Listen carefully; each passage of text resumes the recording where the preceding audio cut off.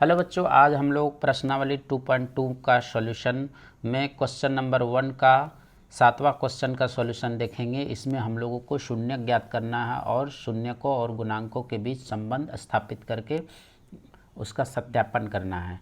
और इससे पहले वीडियो देखने के लिए आप पिछले वीडियो देख सकते हैं। ठीक है, आइए सॉल्यूशन देखते हैं। माना कि बहुपद पी एक्स लिख लेते हैं। पी एक्स बराबर क्या है, 4x² प्लस 5√2x-3। अब देखिए यहाँ पे मेन क्या रहता है कि हमारा जो बहुपद है उसका गुणनखंड निकालना रहता है। तो हम फर्स्ट इनटू लास्ट मेथड से और बीच वाले को विभक्त करके हम इसका सॉल्यूशन करेंगे।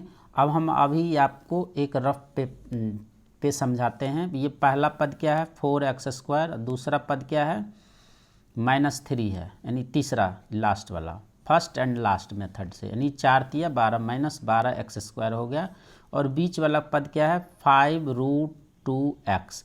अब आपको इस तरह से तोड़ना है कि इसका गुना करने पर इतना आएगा और जोड़ने घटाने पर इतना। तो हम इसको इस तरह से तोड़ते हैं, 6√2x -√2x। देखियो ये 6 रूट है और 1 रूट ये है, इसको ऐसे लिख लो। तो आप घटाओगे तो इतना ही आएगा, लेकिन इसको दोनों को गुना करोगे तो 6 का 6 और √2 को करोगे √2 से तो ये 2 हो गया। तो यानी 6 दूना 12 प्लस माइनस -12x²। तो यानी हमको ये और ये बराबर हो गया, तो हमारा गुणनखंड हो जाएगा। गुणनखंड हो जाएगा तो आपका शून्यक आसानी से निकल जाएगा।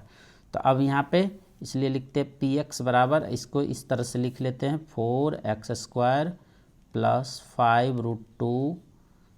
5 को क्या लिखेंगे, 6√2x -√2x-3।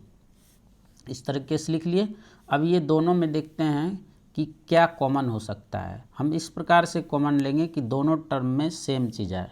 तो यहाँ पे 2√2x कॉमन ले लेते हैं। अब कहेंगे कि आप सर यहाँ 2√2 तो है ही नहीं, क्योंकि ये √2 यहाँ है, तो इसी से यहाँ पे दोनों टर्म में कॉमन निकालें। देखो तो यहाँ पे 2√2 लिए तो यहाँ पे क्या बचा, √2। तो √2 इंटू √2 करेंगे तो 2 हो जाएगा, 2 दूना 4, x², x है तो यहाँ x यानी x² हो गया। अब प्लस क्या बचा यहाँ पे, यहाँ 6 में से 2 बाहर आ गया तो यहाँ बचा 3, 3 दूना 6, 3 और √2 बाहर आ गया, x बाहर आ गया, तो यानी √2x+3 इतना। यहाँ ये दोनों में कुछ कॉमन नहीं है तो -1 कॉमन है, 1 कॉमन ले लिए तो √2x+3 प्लस इसलिए हो गया कि माइनस बाहर आ गया तो प्लस हो गया। तो अब ये देखो ये टर्म और ये टर्म सेम है, तो ये दोनों को कॉमन ले लेते हैं। √2x+3 बाहर आ गया, यहाँ आपका बचा 2√2x-1।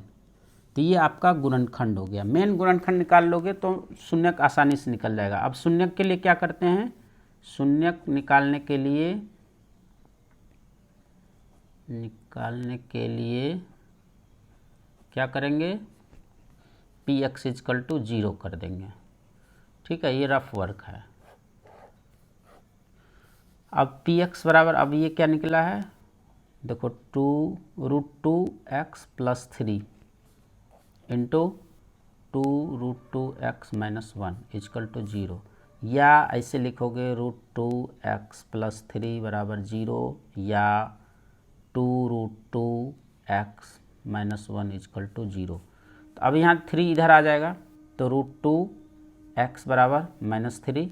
अब x बराबर ये तो हलवा हो गया, √2 हो गया। और इसको भी कर लो, इधर कर दो 2√2 x बराबर 1, x बराबर क्या हो गया 1/2√2, यानी हमारा शून्यक निकल गया। वो शून्यक क्या क्या लिखेंगे यहाँ पे लिख देंगे, शून्यक क्या क्या आया, -3/√2 और क्या आया 1/2√2। ये आंसर हो गया आपका। अब इसके सत्यता की जांच करनी है शून्यकों और गुणांकों के बीच के संबंध का। अब शून्यकों का योगफल क्या हो गया, -3/√2 प्लस 1/2√2। तो ये दोनों को क्या करोगे, एलसीएम लोगे तो क्या कॉमन है, √2, 2√2 हो गया। तो यहाँ से √2 में √2 तो यहाँ बचा 2, 2 से इसको गुना हो जाएगा तो 3 दूना 6 -6 प्लस यहाँ 1, तो ये हो गया -5/2√2। ठीक है।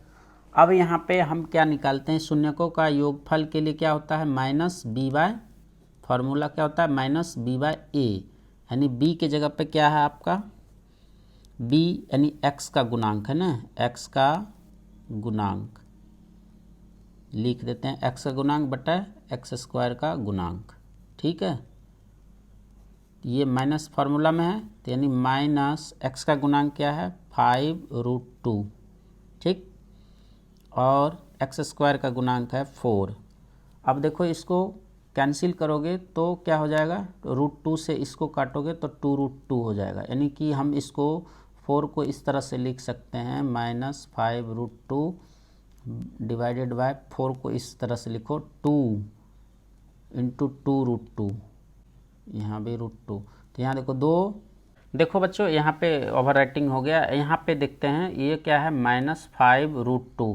4 को आप ऐसे लिख सकते हो, 2 × 2 लिखेंगे तो 4 होगा, तो यानी √2 को जो है 2 बार लिख दो, √2 समझने के लिए 2 दूना, ये देखो √2 × √2 2 हो गया, 2 दूना 4 हो गया, तो यानी 4 को हम इस फॉर्म में लिखेंगे तो ये √2 से √2 कैंसिल हो गया, तब क्या बचा, -5/2√2। अब ये देखो ये वाला योगफल और ये योगफल दोनों बराबर हो गया, तो यानी सत्यता की जांच हो गई। अब योगफल का हो गया, अब शून्यकों का गुणनफल, गुणनफल बराबर क्या होता है बताओ, यानी कि ये और ये का गुना कर देंगे, -3/√2 × 1/2√2। तो अब यहाँ देखो गुना कर देंगे तो क्या होगा, -3/, अब ये √2 × √2 2 और 2 दूना 4, -3/4 हो गया। अब गुणांकों का ये अल्फा × बीटा बराबर क्या होता है फॉर्मूला, c/a, c हो गया अचर पद, अचर पद बटे x² का गुणांक, ये तो आप जानते ही हो। तो अचर पद हमारे इसमें क्या है, -3 है, -3 और x² का गुणांक क्या है, 4 है, तो यानी ये और ये बराबर हो गया, तो हम लिख सकते हैं इति सिद्धम। ठीक है, ज़्यादा दिमाग नहीं लगाना है, इत्मीनान से वीडियो देखो और एंजॉय करो। ओके, धन्यवाद।